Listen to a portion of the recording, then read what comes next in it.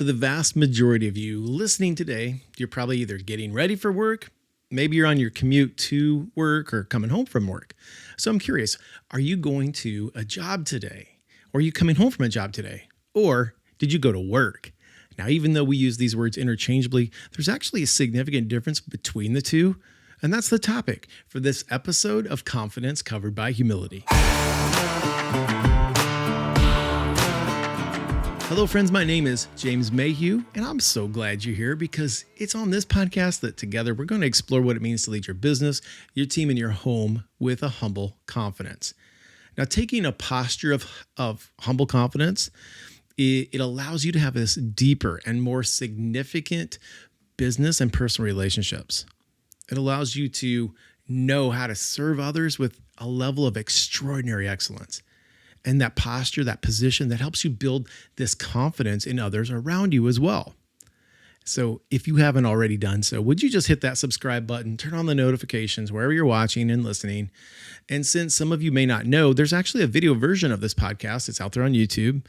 And if you watch on YouTube, well, there's an audio version of this, and we're on all the major platforms, including Apple and Spotify. So again, I just want to say thank you for helping get the word out. So for today's episode, we're going to talk about this idea. Are you going to a job, the daily grind, or are you taking this posture that you're going to work? Now, I've always had this sort of romanticized view of what it truly does mean to go to work. And I blame that on this really great course I took way back in college. It was called Working in America. And when I really, truly think about what it means to go to work, this is how I guess I would frame that for you. I'd be doing something that I love to do. I would know that there is purpose and meaning to the work that I'm doing.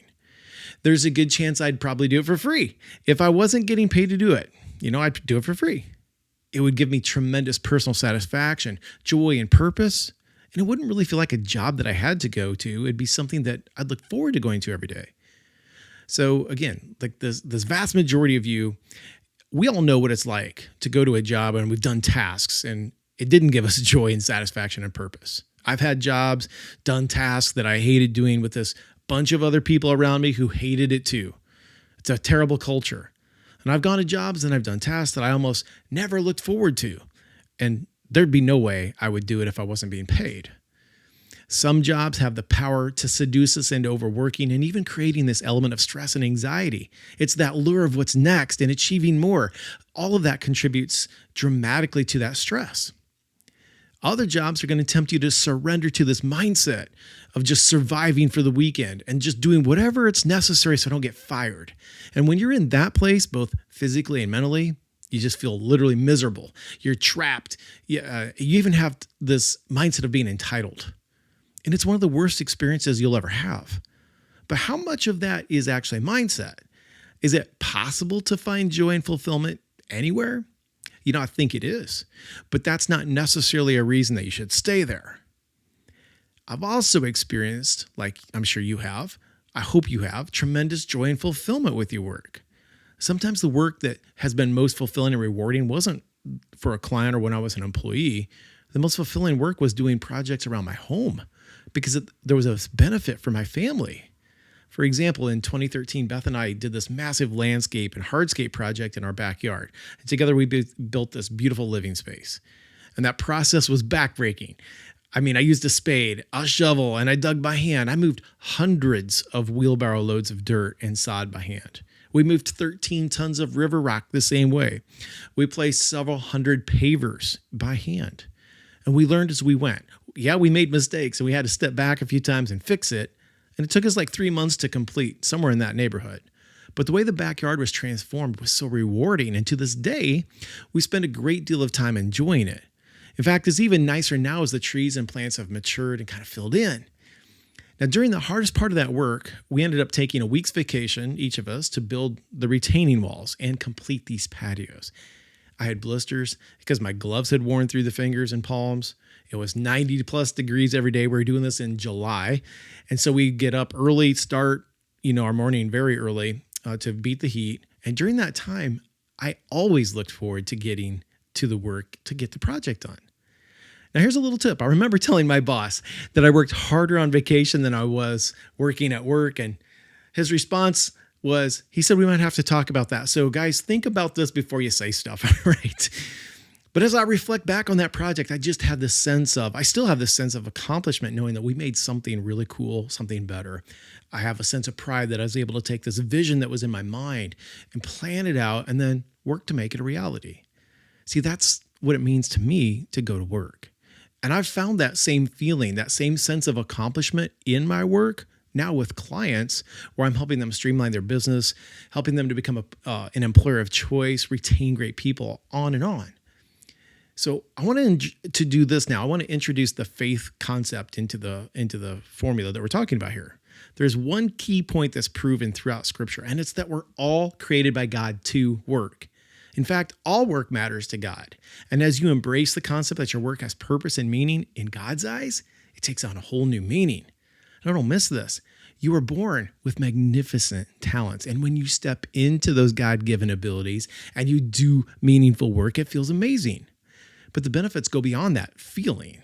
When you look at your work through the lens of the Christian faith, you become a better worker because you recognize that God has called you to actively apply your talents and abilities for His glory. And with that benefit, that additional benefit of serving alongside your teammates and then delivering like excellence to your customer. Now, here are 3 ways that I believe your Christian faith guides how you view work. First, your faith gives you confidence. Those magnificent talents that you have are to be used fully. You may have the ability to see a better way to do things. Your strategic thinking that this is that gift, and you can quickly see the best way to accomplish a project. Perhaps you have a talent for bringing people together and lifting their spirits. This is especially valuable as a project starts to get bogged down with delays or setbacks. Now, whatever gifts and abilities you have, they're yours to use.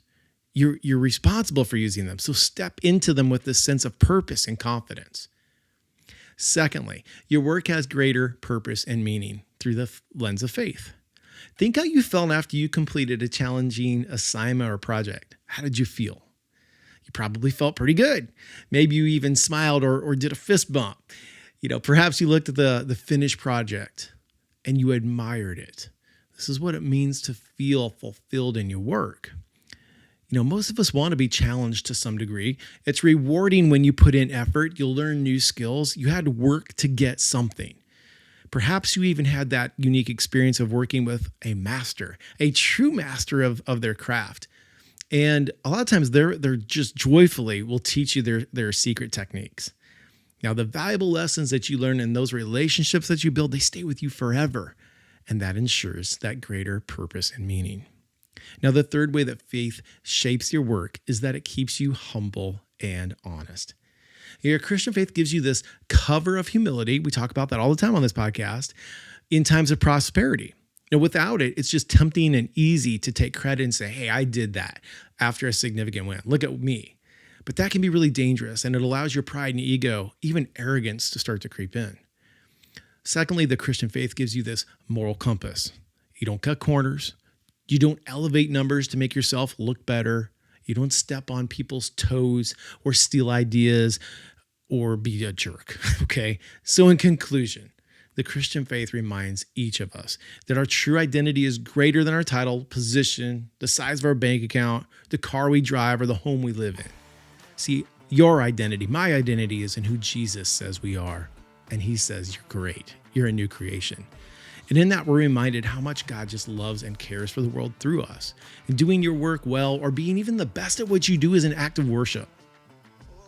I'm James Mayhew, and I'm passionate about helping companies create a true competitive advantage by ensuring that they have exceptional people doing excellent work, amazing work on the most important things. I hope you have a great, blessed week, and I'll see you next week.